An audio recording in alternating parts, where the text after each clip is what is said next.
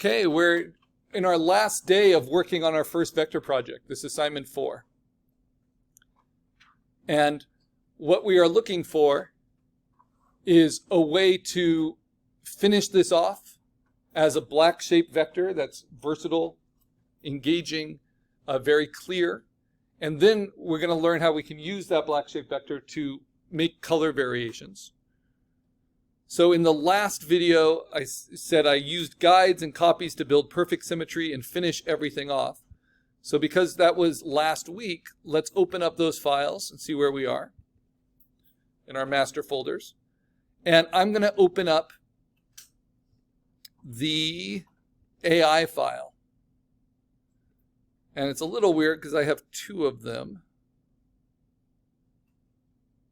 And I think it is this one that's the most recent. Oh, I can check that though. So let me check that.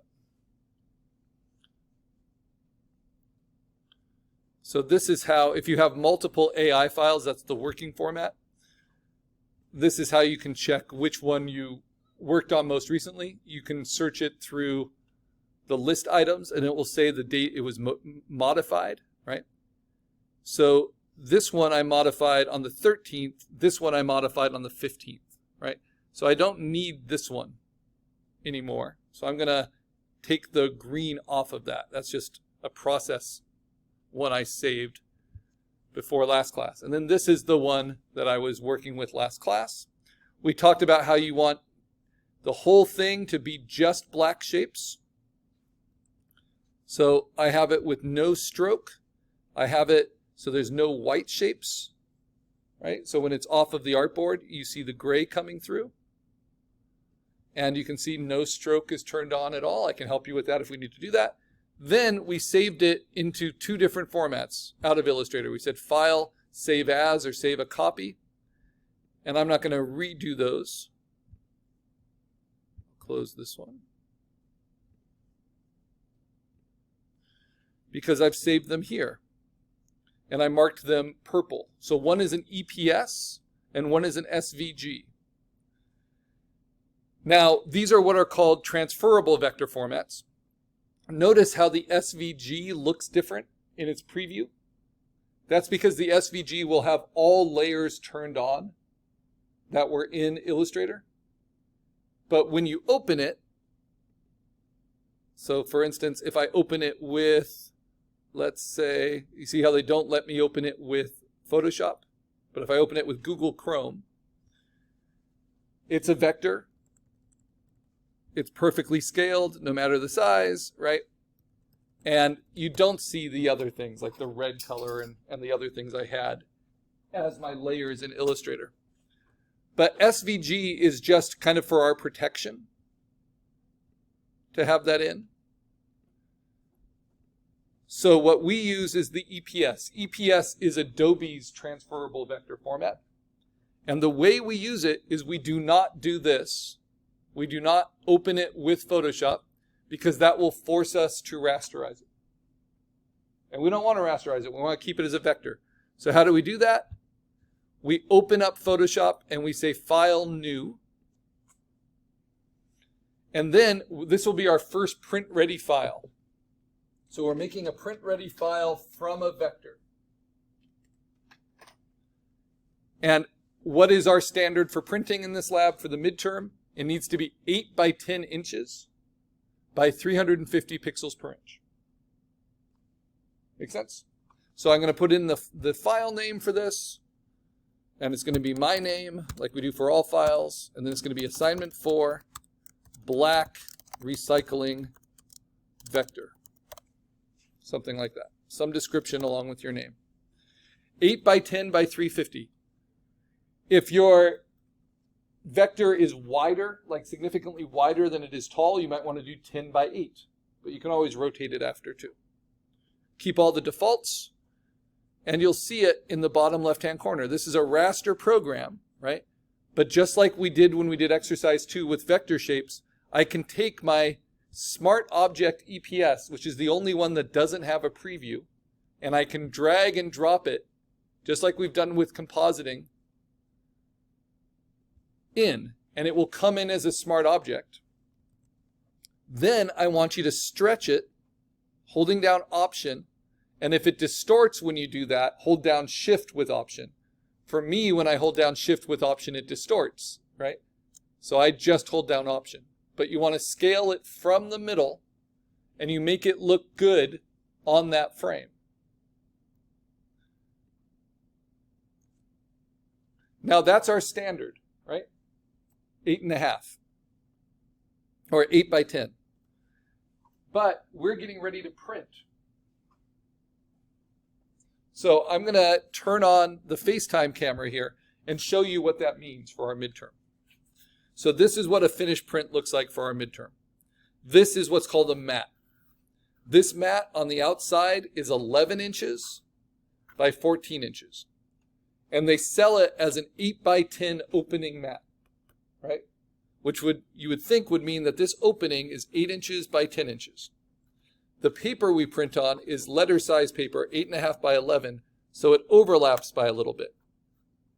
You can kind of see the light coming through where the window is and where the overlap is. Make sense? So it can be taped in. Now, the reality is, even though this is from Hobby Lobby, and they're $2.99, and it will be 11 by 14 on the outside, it is not actually 8 by 10 on the inside, even though it's made to support 8 by 10. It is actually 9.5 by 7.5. So what I'm going to do with all my print ready files is I am going to use this form, right? And I go to Image, Canvas Size. Not image size, canvas size. And I'm going to trim it to 7.5 by 9.5. Just like we did layout for our refined storyboard, this will shrink it towards the middle. So when I say OK and proceed, because it will warn me that it's going to clip its edges, that shows me exactly what my black vector would look like inside the map. So when you're making it ready to put into Canvas, when you're making it ready for printing, this will be our first print ready file, I want you to think of this black space in Photoshop as the mat, right? And then with your vectors, you use them as a smart object. You don't rasterize them, but you use Command T if you want to resize them. So I'm using Option, it grows from the middle. I don't want it like that. I obviously don't want it like this, right? Because that would be cropped off the edge. Command T. I don't want it like this because I don't want it touching the edge of the mat. And I want to have some nice space around it. So I usually float it about like this. This is the mat. This is what's exposed. And then I'm just going to use my arrow keys. Actually, I'll use the Move tool. And I'll hold down Shift and I'll just move it up a little bit. So you see how it's centered? Holding down Shift locks it on that axis so I can't accidentally move it left or right. And I just move it up a little bit so there's more weight on the bottom than at the top. That's called visual weighting. Okay, now this is ready to make print ready. So I'm going to make my first print ready file. First, I'm going to save my PSD. Right? So this is my Karl assignment 4 black recycling, and it's a PSD. So I need to save it as that. Photoshop. And I'm going to save it to the desktop. Save. I'm going to go to the desktop, make sure it's there. This gets marked green. This is my working format. We're going to go back to that one later to do color variations. But its outside dimensions are 7.5 inches by 9.5 inches by 350 pixels per inch. Next, I am going to flatten it. I'm going to say Layer, Flatten Image. Now it is rasterized because this is for printing. And for printing, we save it in this way. Once we flattened it at the right size and the right resolution, you see how it's 7.5 by 9.5 by 350. Then I go to File, Save As, and I'm going to put the letters, capital letters PR dash in front of it. That stands for print ready. If you want to type print ready, you can. But always add that to your print files so you don't accidentally overwrite your PSDs. Then we're going to change the format, the digital format, from Photoshop to a new format called TIFF. Now, when you save it as a TIFF, this is what we call an archive format. It will ask you, do you want to compress it? And the answer is, for TIFFs, you do want to compress it with LZW. That's why I have up on the board, you want all your 3 print-ready files to be flattened as TIFF files with LZW. LZW is the only form of lossless compression. It means it makes the file smaller, and it doesn't lose any quality ever. It's like a miracle. It just takes a little bit longer to open, a little bit longer to save. It folds the data like origami. Okay, now I want to see where that went. It went to the desktop. This is my print-ready file. This is my archive file. What color should we use for that? It's not an online file. So let me see what color I used for that. Yellow. We're going to use yellow for those. These were the print-ready files from my other class, right? So you notice they're all TIFFs, and if I open them up with Photoshop, you'll notice that they'll all be flattened. You know, there's no layers. They'll all be 7.5 by 9.5 inches at 350 pixels per inch.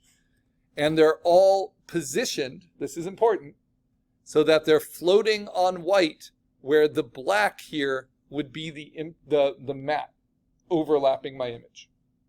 Then this file will get printed on an 8.5 by 11 piece of paper, and that paper fits behind your matte. Now let's look at one that's a little bit more complicated to make print ready, like your landscape. So let me first mark this one as yellow. It's my first print ready one. But now let's look back, and let's say I wanted to do my landscape, or maybe even better yet, my creaturescape, which would be under Proving Ground number 1. And I'm going to open up the JPEG. Actually, I don't even need to open it up, but just to remind you, right? So this was my creaturescape. Instead of using my Photoshop, though I need my Photoshop because that's what gave me my image, right? I'm going to use what I saved from the Photoshop and what I put to Canvas. But what I'm going to do is I'm going to move that file to here. So you ready for that? So I go to my folder, and then I'm going to drag that JPEG into it. Now, this is the matte. Notice that by dragging it in, it comes in as a smart object, which means it will rasterize as best it can to fit the pixel dimensions. And my pixel dimensions are 7.5 by 9.5 at 350. But this one is wider than it is tall, right? So what do I need to do? I need to go to the canvas size, and I need to swap it so that this is 9.5 inches wide and 7.5 inches tall. Now when I do that, it shows me what my image would look like if it were only 7.5 inches wide. But because it's a smart object, I can hit Command T and I can make this any size I want. But I don't want to do this to it. Why don't I want to take it to its very edges? And just so you don't have to look at the grid, I'm going to put a fill of white behind it just for now. So why would that not look great in our critique next class? If this was the matte and this was how you sized it.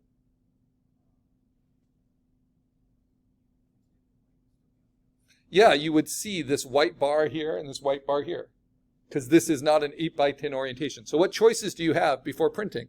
I can hit Command T and I can say, I want to fill the whole space. Hold down Option, right? Maybe I like it like that. But then you lose a lot of your data.